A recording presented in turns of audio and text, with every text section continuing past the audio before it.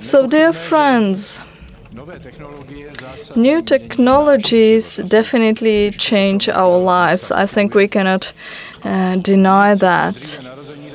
And those of us who were born earlier know that information has always been important.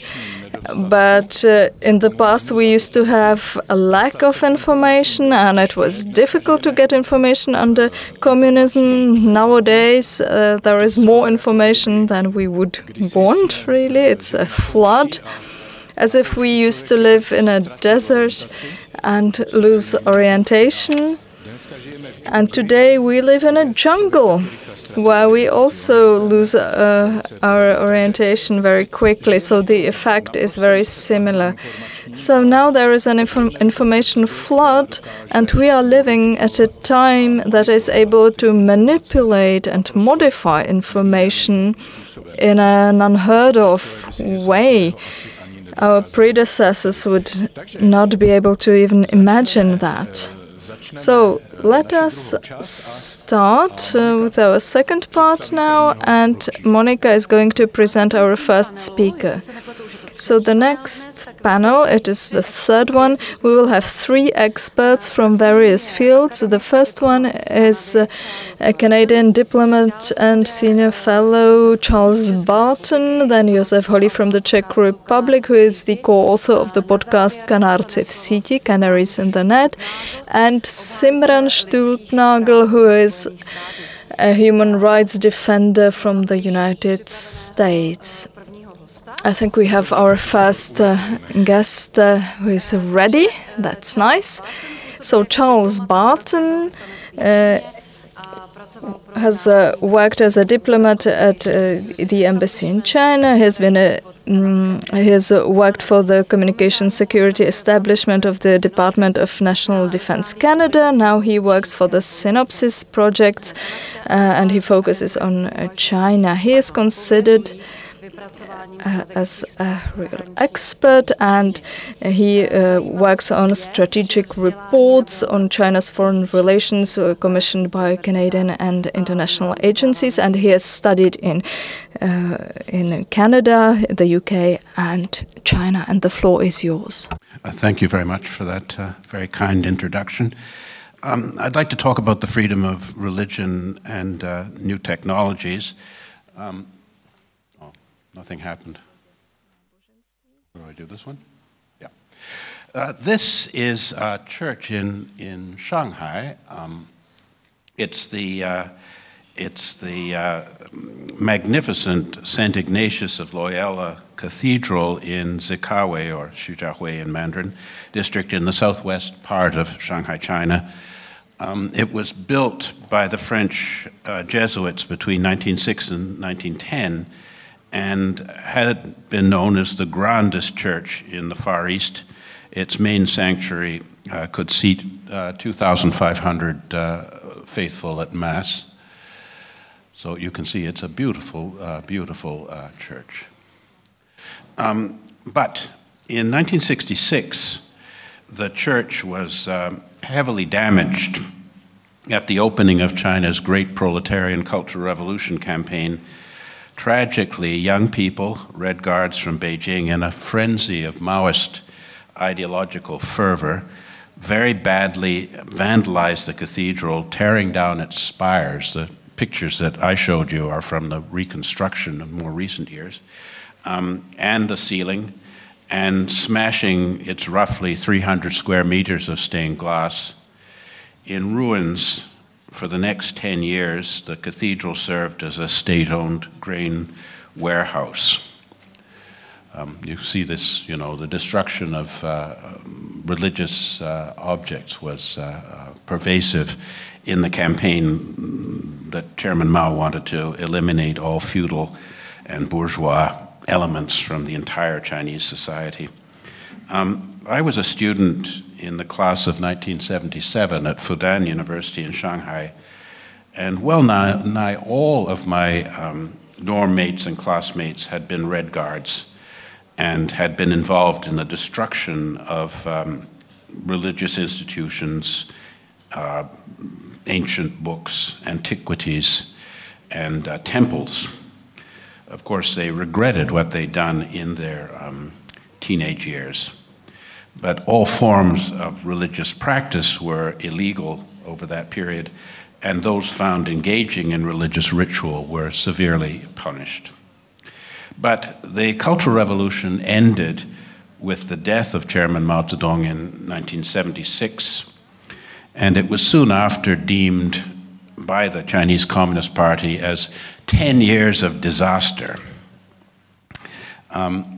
Subsequently, the Chinese regime abandoned the ideology of the state goal of reaching Marxist utopia as the basis of its political program in favor of modernization as economic development.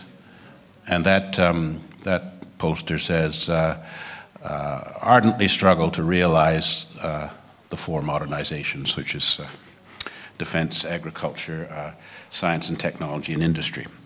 So by 1978, the policy of the Chinese Communist Party again became tolerant of religious practice.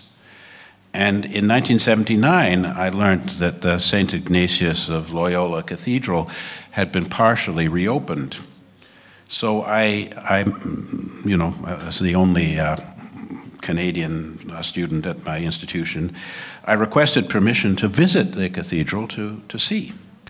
And I was granted permission to go there and took a long journey in 2 buses to get there. And I found that most of it was still in ruins. You know, I looked on the internet, and I think the Chinese government or whoever have purged all of the photographs documenting the destruction of the cathedral, but inside it was just tragic. But a side chapel had just been restored. And when I got there, to my amazement, there was a group of about 2 dozen Christians in that side chapel, loudly chanting prayers. And I found out that they'd come from a fishing village about 90 kilometers away, Suzhou. Christianity, you know, has a lot of resonance for fisher folk. And to my further amazement, they were praying the full Stations of the Cross in heavily accented Latin. So the Stations of the Cross is a 14-step Catholic devotion that commemorates Jesus Christ's last day on earth as a man. It opens with a prayer of contrition. "O my God, my Redeemer, behold me here at thy feet. From the bottom of my heart I am sorry for all my sins, because by them I have offended thee, who art infinitely good. I will die rather than offend thee again." Well, I was deeply, deeply moved by this extraordinary phenomenon of these semi-literate fisher people coming to the church to pray this, able to fully pray this, you know, not central Catholic ritual. And it was all the more extraordinary, for despite the violent suppression of all forms of religious practice in the Cultural Revolution, it was evident that these villagers had been able to continue to practice their Catholic faith underground. They'd managed to evade the brutal wrath of the very assertively atheist state that China had been in those days. And of course, this would have been a very dangerous enterprise over the 10 years of the Cultural Revolution political campaign. But these simple believers' faith in God gave them the courage and the strength to sustain their religious observance and make a pilgrimage to this great cathedral of St. Ignatius of Loyola as soon as this was again possible. They had been able to overcome state repression and sustain their religious faith and pass it on to successor generations. But sadly today, because of the new technologies that the Chinese state has applied, it is no longer feasible to engage in even private forms of religious practice not sanctioned by the Chinese state for even a day, not to speak of 10 years undetected. So when we look at these new technologies, I can identify four main categories. The first is the facial recognition. China has installed a vast network of facial recognition cameras throughout China and placed them at the facing the doors of religious institutions, mosques, and churches and temples.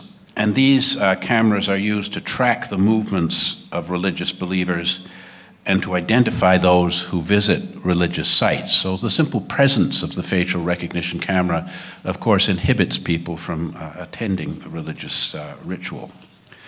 Secondly is the monitoring of digital communications. The regime comprehensively monitors the communications of religious leaders and believers with each other, and especially with family and co-religionists outside of China. So for most of the religious who are, in foreign countries, particularly Uyghurs and other who profess Islam, they will not communicate with their family anymore because it's impossible to do so without the Chinese state using sophisticated digital means to be aware of that and to sanction those who would dare to communicate with their religious relatives abroad. And then we have the artificial intelligence, which analyzes the data collected on religious believers, including information about their religious beliefs and practices, their social media activity, their travel history, people that they have been close to. In some cases, particularly again with the Uyghurs, the Chinese state requires that their cell phones have applications that facilitate Chinese tracking of who they're near and when. So the Chinese Communist Party uses this data to identify and detain those who it believes are engaging in religious devotional practices not sanctioned by the Chinese state. And then finally, the big data analysis. The CCP, Chinese Communist Party, uses the big data analysis to identify patterns in the data it collects on religious believers. This allows the Chinese Communist Party to identify groups of religious believers who it believes may be at risk of radicalization or violence in opposition to the Chinese Communist Party's rule. China is very concerned, of course, about self-determination, political movements in the traditional territories of Tibetan Buddhists, Uyghur Muslims, and Mongolian Buddhists. So I think in this panel you'll get more information about the technological aspect, but I'd like to move on to the fundamental issue, which is what is the political dynamic in the Chinese state's application of these new technologies to counter citizens professing of their faith through spiritual ritual? Why do they use these technologies for this purpose? And I think you have to look over the history of the regime, past, present, and their future aspirations. And in China, actually, after the abandonment of conventional Marxist ideology as the state doctrine in the 1980s, there was a period of gradual loosening of state control over religious institutions. For example, while under the Chinese Constitution it is illegal to propagate religion, and therefore religious education for children is not permitted. In fact, a lot of this was allowed to resume. And the underground churches, particularly the underground Catholic Church, because the Chinese state has they call a Catholic Patriotic Association, which demands that Catholics should not show any loyalty to anything from the Vatican. Most of the Catholics were illegal as a result. And there was an emerging view among the Communist Party that the Christians and other persons of faith made good citizens because they were honest, law-abiding, and moral people. So in the context of the removal of state control and the massive expansion of economic corruption and sexual immorality, from the communist point of view, the Christians were able to be managed better. And as a result, membership in religious institutions dramatically increased. In fact, in the period when missionaries were existing in China, the spread of Christian faith was relatively modest, but after the missionaries left, it seems things went much better for the faithful.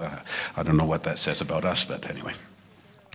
What we're seeing now under Xi Jinping is a reversal and a revival of active hostility to religious expression and destruction of newly constructed churches on the basis of building code or land use violations have become pervasive. You can see there's an example. Taking down the crosses from Christian institutions, particularly in the area that was mentioned earlier about Wenzhou, where there's quite a strong proportion of the population that are Christian. They don't want people to look at the city and see a mass of crosses. So we have to look at the nature of the regime, and essentially, I guess I better speed up a bit. You know, the Chinese Communist Party used to believe that they were a federation of 4 great nations, the Han, the Mongol, the Tibetans, and the Uyghurs, and that these 4 had distinctive civilizational traditions of history, language, and culture. But today, the Chinese Communist Party has decided to de-emphasize the communist aspect of Chinese Communist Party and overemphasize the Chinese aspect, which means a strong appeal to Han Chinese nationalism. So China, the government of China, Xi Jinping, refers to a unified Chinese ethnicity, which never existed before. It was always the Han, the Uyghurs, the Tibetans, and the Mongols, and the Zhuang, and some other groups. So all the people living in the People's Republic of China are supposed to accept the idea that China is a single nation with a single culture, a civilizational state based on Han supremacy, which is paving the way for the discourse of a Han master race prevailing over what they refer to as the community of the common destiny of mankind globally.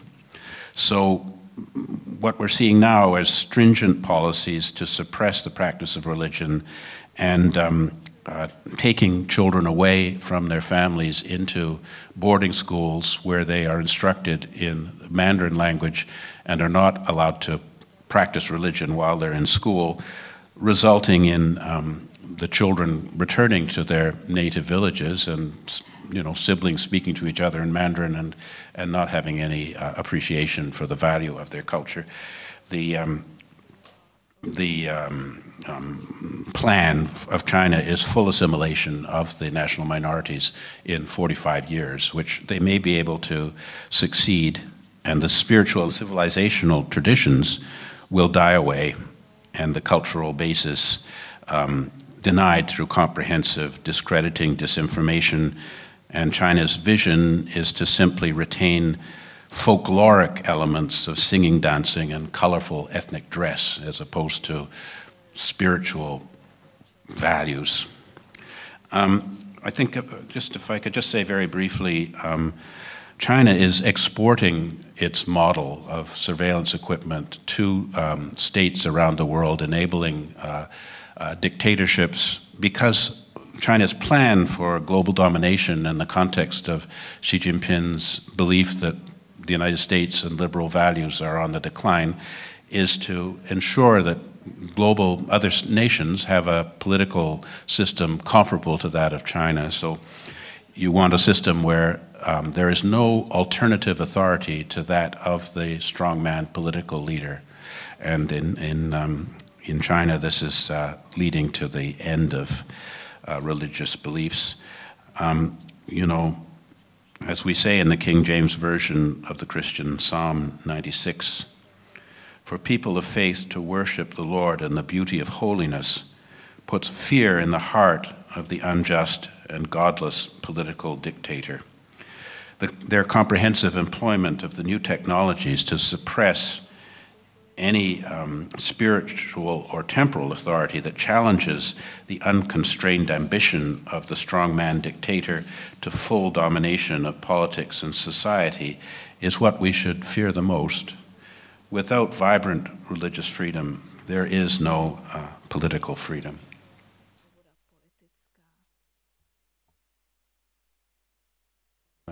I can talk about these other slides when we have more time.